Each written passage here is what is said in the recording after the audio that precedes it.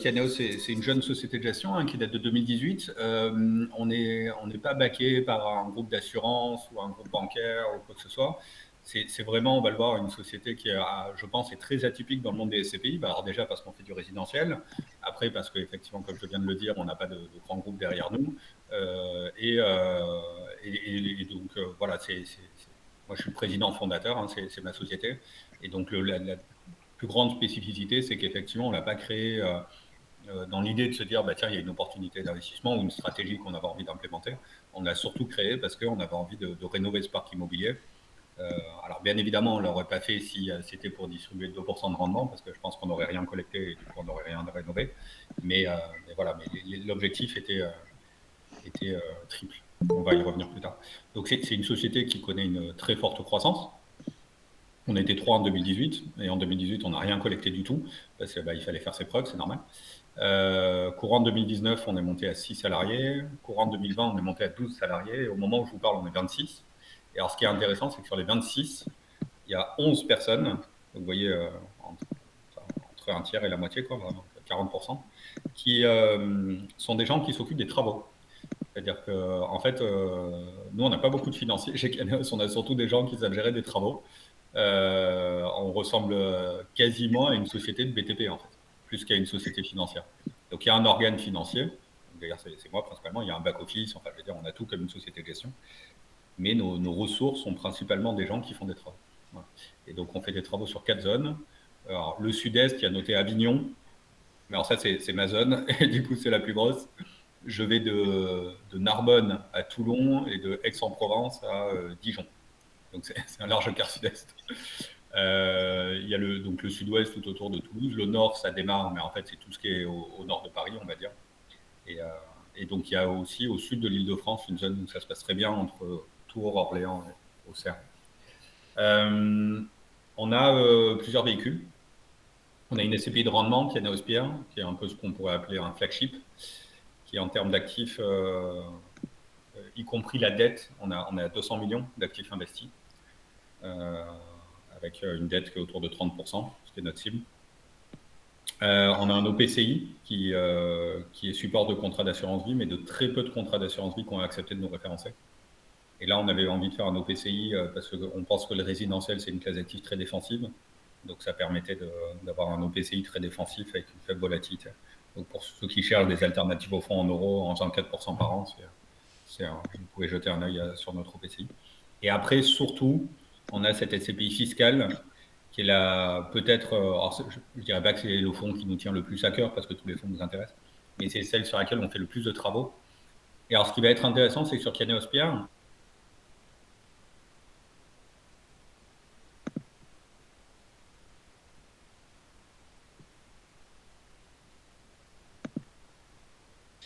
et donc, du coup, on n'est même plus dans une logique de se dire, regardons la performance énergétique avant et après.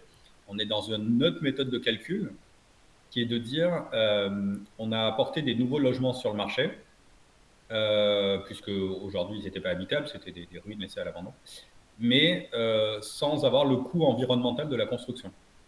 Et ça, alors, il y a le coût environnemental du second œuvre, mais pas le coût environnemental du gros œuvre. Et ça, c'est vrai que ça se chiffre vite en dizaines, voire centaines de tonnes de CO2. Donc, ça donne des résultats en termes environnementaux qui sont assez impressionnants. Voilà. Donc, on va pouvoir passer à la slide suivante, qui est un peu la... Voilà. Donc, effectivement, l'idée, c'est de dire que la stratégie d'investissement, donc, elle est basée sur 3 aspects. Donc, c'est ce que je disais, il n'y a pas que l'aspect financier.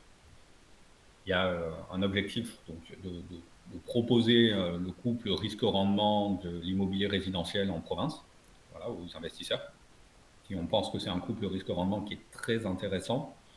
En fait, on pense que le risque est très faible. On l'a vu pendant le Covid. On n'a pas eu de problème alors que les commerces et les bureaux en ont eu. Donc, on pense qu'en termes de classe d'actifs, on est moins risqué, même si on est en province. Le résidentiel, je pense, c'est notre avis. On pense que c'est moins risqué que les commerces et les bureaux. Mais c'est des actifs qui sont très fortement illiquides. Donc, du coup, en fait, on a un rendement qui est élevé du fait d'une prime d'illiquidité. Donc, l'illiquidité, en fait, c'est juste de dire qu'on est les seuls à acheter. Donc, typiquement, dans une ville de 30 000 habitants, quand vous avez un bloc, un immeuble à vendre à 1 million d'euros, bah, du coup, à part nous, il n'y a pas grand monde pour l'acheter. Donc, du coup, on arrive à fortement négocier les prix. C'est comme pour ça qu'on a un rendement qui est élevé, d'une part, et d'autre part parce que, comme je disais, on ne délègue pas toute la partie travaux, c'est-à-dire qu'on fait nous-mêmes toute la maîtrise d'œuvre. Après, on a des prestataires, plombiers, électriciens, peintres et tout ce que vous voulez. Mais en tout cas, toute la maîtrise d'œuvre est internalisée. Et ça aussi, c'est des économies d'échelle qui sont, enfin, des économies de coûts qui sont très importantes, puisque du coup, on marge quasiment pas sur la maîtrise d'œuvre, alors que normalement, c'est des métiers qui coûtent cher. Voilà. Et donc, comme je le disais, sur Kianos Pierre, alors, on a trop de lots et la réforme du DPE nous coûtait trop cher pour faire le suivi des économies de gaz à effet de serre et de consommation énergétique.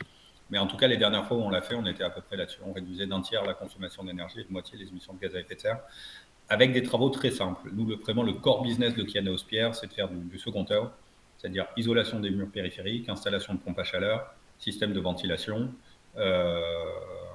double vitrage, bien évidemment, isolation des combles, isolation par-dessous aussi quand on peut. Isolation en sous-face, hein, j'entends. Voilà. Et donc, du coup, on a aussi cet objectif de confort du locataire. Donc, on fait des travaux, on essaye d'aménager des salles de bain un peu sympas, des cuisines équipées, enfin, voilà, des choses comme ça. Voilà. Donc, ça, c'est Kianos Pierre. Kianos de Normandie, donc je disais, c'est des travaux de gros œuvres. Et là, encore une fois, on a un rendement. En fait, on a un rendement, si vous réfléchissez pour vos investisseurs en rendement net d'impôt, alors je sais qu'en SCPI, en général, on ne réfléchit pas comme ça, mais il n'empêche que je pense que ça vaut le coup de le faire.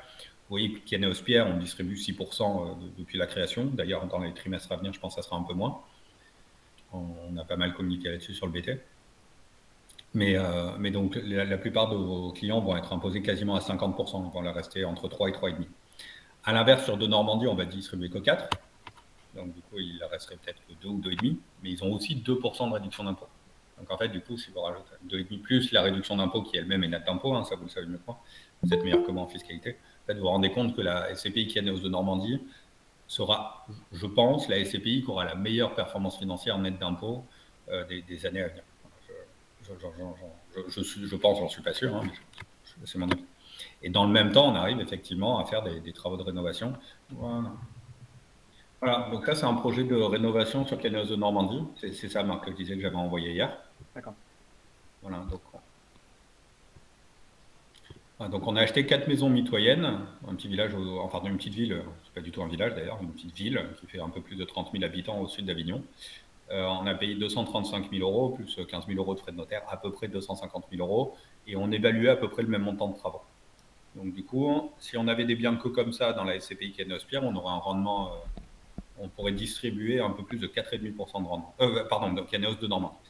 Donc je vous dis, c'était largement en ligne, puisque sur Kianos de Normandie, on a un objectif de distribution de 4%. Donc voilà ce qu'on a acheté. Donc, quand je vous parle de ruine, c'est complètement une ruine.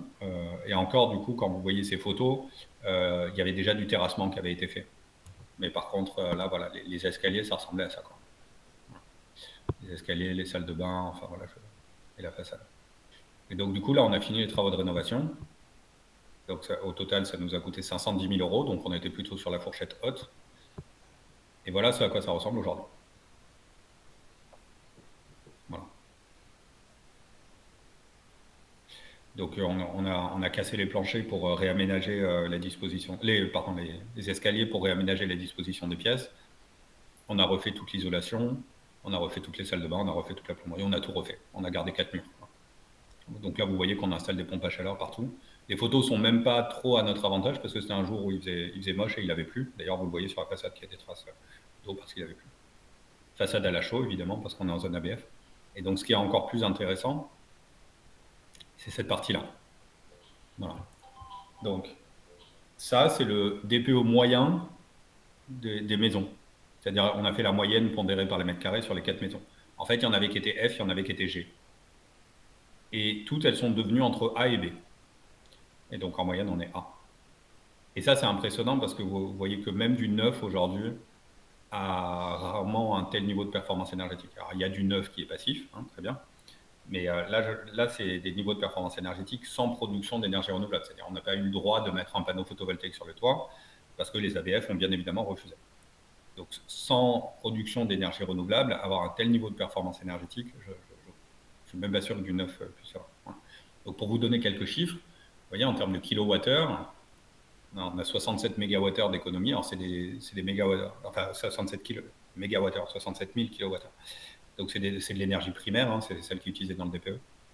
Et donc, ça représenterait des économies de 3 700 euros par an pour les 4 maisons.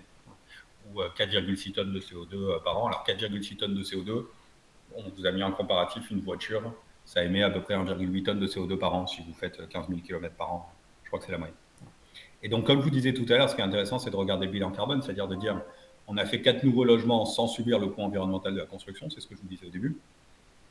Et donc, du coup, on peut se dire, quand on construit une maison neuve, les émissions de CO2, c'est à peu près 1 tonne de CO2 par mètre carré. Alors, il y a des gens qui disent 800 kg, des gens qui disent 1 tonne 2. C'est pas important. C'est juste à peu près 1 tonne. Et donc, après, la moitié est liée aux gros œuvres. Il y a des gens qui disent que c'est un tiers. Je pense que c'est le lobby du béton qui dit que c'est un tiers, mais je pense que c'est pas la vérité. Je pense que la vérité, c'est la moitié, peut-être même plus que la moitié. Mais ça, du coup, c'est des chiffres qui sont disponibles dans tous les bureaux d'études. Enfin, moi, j'ai beaucoup échangé avec des bureaux d'études pour essayer de m'améliorer là-dessus.